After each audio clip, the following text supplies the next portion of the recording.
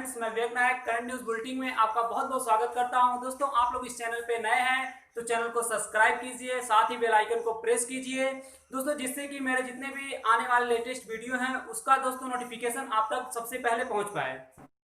तो चलते हैं दोस्तों, आज का सेशन स्टार्ट करते हैं। आज के सेशन में हम लोग का पहला क्वेश्चन होगा कि भारत की पहली ई लोक अदालत का आयोजन किस राज्य में किया गया है। ऑप्शन है राजस्थान, छत्तीसगढ़, पंजाब, उत्तर प्रदेश। तो इस तरह इस क्वेश्चन का राइट आंसर हो जाएगा option number B, Chhattisgarh. Corona के बीच लोगों को राहत पहुंचाने के लिए ई लोक अदालत का आयोजन किया गया है।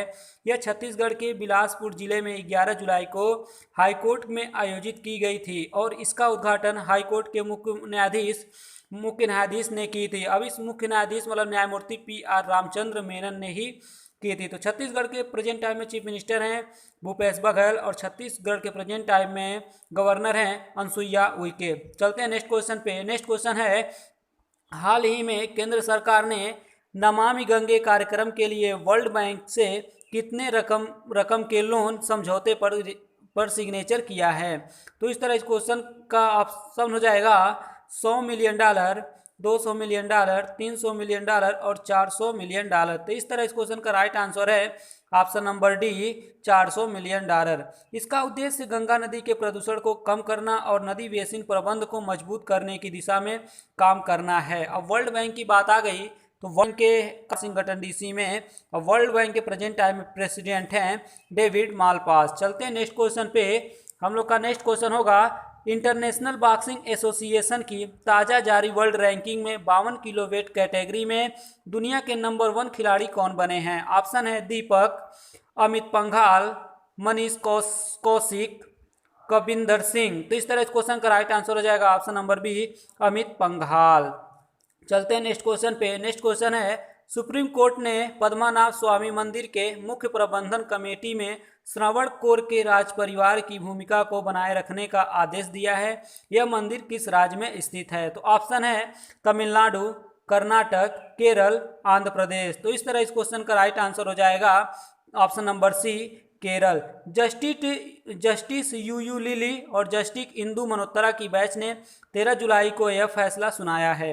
यह मंदिर केरल राज्य में तिरुवनंतपुरम जिले में स्थित है। सुप्रीम कोर्ट के आदेश के बाद मंदिर के प्रबंधन के लिए बनने वाली मुख्य कमेटी के पूर्ववर्ती राज परिवार की भूमिका मुख्य रही होगी और जब तक मुख्य कमेटी का गठन नहीं हो जाता तब तक तिरुवनंतपुरम की जिला जज की अध्यक्षता वाली कमेटी ने ही तब तक इसका व्यवस्था देखेगी। ये भारत का सबसे धनी मंदिर है। भगवान पद्मानंद यानी जिन्हें हम भगवान विष्णु भी कहते हैं, उनके भव्य मंदिर का जो पुनर्निर्माण था वो 18वीं शताब्दी में श्रवण कोर या शाही परिवार ने ही करवाया था। इसी परिवार ने 1947 में भारतीय संघ में विलय से पहले दक्षिण केरल और उसके लगे तमिलनाडु के कुछ भागों पर ही शासन किया था। स्वतंत्रता के बाद भी मंदिर का संचालन राज परिवार ही करता आया है और उसके कुल देवता भगवान पद्मानंद ही हैं। भगवान पद्मानंद का मंदिर सबसे धनी मंदिर माना जाता है।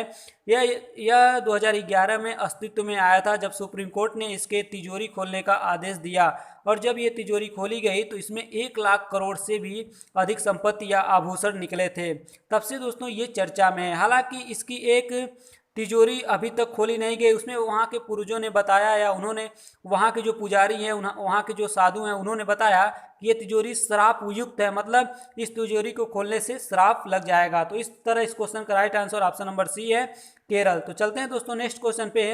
नेक्स्ट क्वेश्चन है कि हाल ही में किस राज्य ने रोको टोको कैंपे का शुरुआत किया है। ऑप्शन है उत्तर प्रदेश, मध्य प्रदेश, पंजाब, हरियाणा। तो इस तरह इस क्वेश्चन का राइट आंसर हो जाएगा option number B, Madhya Pradesh. Madhya Pradesh सरकार ने उन लोगों के लिए जो मास्क नहीं पहनते हैं उनके लिए रोको टोको अभियान का शुरुआत किया है। राज्य में सभी सार्वजनिक स्थानों पर मास्क का प्रयोग अनिवार्य कर दिया गया है।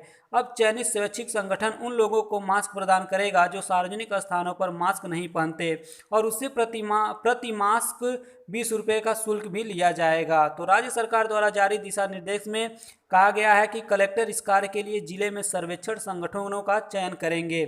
चयन के दौरान संगठन के उपलब्ध व्यक्तियों की संख्या, विश्वसनीयता और क्षमता को ध्यान में रखा जाएगा। यानी कि संगठनों को क्रेडिट पर जीवन शक्ति योजना के तहत बनाए गए 100 मास्क प्रदान किए जाएंगे। तो दोस्तों इस क्वेश्चन से इतना ही, चलते हैं नेक्स्ट क्वेश्चन पे। नेक्स्ट क्वेश्चन है कि हाल ही में किसे भारतीय क्रिकेटर कंट्रोल बोर्ड बीसीसीआई का अंतरिम मुख्य कार्यकारी निदेशक या अधिकारी सीईओ नियुक्त किया गया है? ऑप्शन है हेमांग अमीन, शशांक मनोहर, सौरभ गांगुली, राहुल जौहरी। तो इस तरह इस क्वेश्चन का राइट आंसर हो जाएगा ऑप्शन नंबर ए, हेमांग अमीन।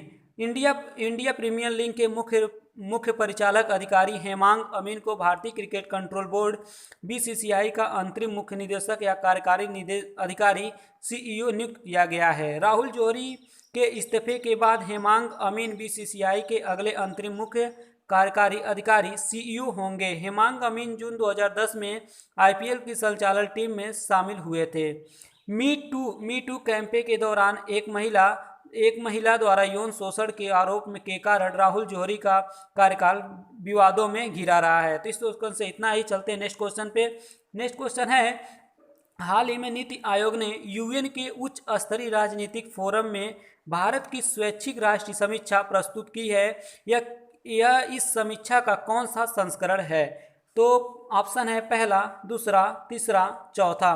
तो इस तरह इस क्वेश्चन का राइट आंसर हो जाएगा ऑप्शन नंबर बी, दूसरा। नीति आयोग ने 13 जुलाई को भारत के दूसरे स्वैच्छिक समीक्षा संस्करण को संयुक्त राष्ट्र की उच्च स्तरीय राजनीतिक फोरम HLPE में प्रस्तुत किया है। भारत में VNR 2020 रिपोर्ट का शीर्षक decode for action taking SDGs from global to local रखा गया है। नीति आयोग ने 2017 में भारत का पहला VNR संस्करण तैयार करके प्रस्तुत किया था। संयुक्त राष्ट्र का उच्च स्तरीय राजनीतिक फोरम 17 सतत विकास लक्ष्यों या SDG पर प्रगति को फॉलो अप रिव्यू करने के लिए एक अंतर्राष्ट्रीय मंच है। तो इस क्वेश्चन से इतना ही, चलते हैं नेक्स्ट क्वेश्चन पे। नेक्स्ट क्वेश्चन है कि हाल ही में ईरान ने चीन के साथ 25 वर्ष की रणनीति साझेदारी की है। इस साझेदारी के तहत चीन ईरान को कितना धनराशि प्रदान करेगा? ऑप्शन है 400 billion dollar, 800 billion dollar, 600 billion dollar और 500 बिलियन डॉलर। तो इस तरह इस क्वेश्चन का राइट आंसर है ऑप्शन नंबर ए, 400 बिलियन डॉलर। ईरान ने चीन के साथ लगभग 400 बिलियन डॉलर की रणनीतिक साझेदारी को अंतिम रूप दिया है। चीन ईरान डील में सैन्य सहयोग जैसे हथियार का विकास, संयुक्त ट्रेनिंग और खुफिया सूचनाओं के ट्रेनिंग भी शामिल किए गए हैं। इसके अतिरिक्त ईरान सरकार ने फंडिंग और परियोजनाओं की शुरुआत में भारतीय पक्ष से देरी से चलते स्वयं ही निर्माण के साथ आगे बढ़ने का फैसला किया है। भारत ने ईरान के चाबहार पोर्ट के विकास के लिए अरबों रुपए का निवेश किया है। चाबहार व्यापारी के साथ साथ रणनीतिक तौर पर बेहद महत्वपूर्ण है। यह चीन की मदद से विकसित किए गए पाकिस्तान के ग्वादर पोर्ट से महज 100 किलोमीटर दूर है। तो इस तरह इस क्वेश्चन का राइट आंसर ऑप्शन नंबर ए है, 400 बिलियन डॉलर। चलते हैं नेक्स्ट क्वेश्चन पे। नेक्स्ट क्वेश्चन है कि विश्व व्यापार संगठन WTO और अंतर्राष्ट्रीय व्यापार केंद्र ITC ने किसके साथ मिलकर विश्व ट्रैफिक प्रोफाइल के 2020 संस्करण को जारी किया है? तो ऑप्शन है अंकटाड, टाइटस, WWF, UNEP। तो दोस्तों इस तरह इस क्वेश्चन का राइट आंसर हो जाएगा अंकटाड। विश्व व्यापारी संगठन WTO, अंतर्राष्ट्रीय व्यापार केंद्र ITC और व्यापार और विकास पर संयुक्त राष्ट्र सम्मेलन ने वर्ल्ड ट्रैफिक प्रोफाइल को 2020 संस्करण में जारी किया है। वर्ल्ड ट्रैफिक प्रोग्राम 2020 लगभग 170 से अधिक देशों और सीमा शुल्क क्षेत्रों द्वारा लगाए गए ट्रैफिक और गैर ट्रैफिक की उपयोग पर व्यापक जानकारी प्रदान करता है। दोस्तों संबंधित अध्याय में चिकित्सा उत्पादों जैसे दवाओं और चिकित्सा प्रौद्योगिकी के लिए बाध्य है। लालू टैरिफ और चार्ज की गई है। रिपोर्ट के अनुसार WTO के सदस्यों द्वारा सभी चिकित्सा उत्पादों पर लागू औसत ट्रैफिक 4.8% है, जिसमें उच्च ट्रैफिक यानी औसत 11.5 व्यक्ति सुरक्षात्मक उत्पादों पर लागू होगा। तो इस तरह इस क्वेश्चन का राइट आंसर हो जाएगा ऑप्शन नंबर ए, अंकटाड। तो चलते हैं नेक्स्ट क्वेश्चन पे। नेक्स्ट क्वेश्चन है कि सुप्रीम कोर्ट ने हाल ही में अन्य किस वर्ग को सार्वजनिक रोजगार और शिक्षा के अनुसूचित जाति या अनुसूचित जनजाति के उम्मीदवारों के समान ही छूट दिए जाने की बात कही है? ऑप्शन है जैन समुदाय, बौद्ध समुदाय, दिव्यांग वर्ग, उपयुक्त सभी। तो इस तरह इस क्वेश्चन का राइट आंसर हो जाएगा ऑप्शन नंबर सी, दिव्यांग वर्ग। दोस्तों सर्वोच्च न्यायालय ने एक महत्वपूर्ण फैसले में पुष्टि की है। दिव्यांग व्यक्ति सामाजिक रूप से पिछड़े वे सार्वजनिक रोजगार और शिक्षा के अनुसूचित जाति या अनुसूचित जनजाति के उम्मीदवारों के रूप में छूट के समान लाभ के हकदार हैं। सुप्रीम कोर्ट ने दिल्ली हाई कोर्ट के एक फैसले पर जोर देते हुए कहा कि नए शैक्षणिक पाठ्यक्रमों को विशेष रूप से बौद्धिक रूप से सक्षम व्यक्तियों की ज़रूरतों को पूरा करने के लिए तैयार किया जाना चाहिए। इस फैसले के बाद सार्वजनिक क्षेत्र के नियोक्ताओं और कॉलेजों, विश्वविद्यालयों और बौद्धिक रूप से सक्षम व्यक्तियों के लिए SC/ST उम्मीदवारों को समान ही छूट देने की अनुमति होगी। तो दोस्तों आज के सेशन में इतना ही, मिलते हैं नेक्स्ट डे नए क्वेश्चन के साथ। बहुत बहुत धन्यवाद।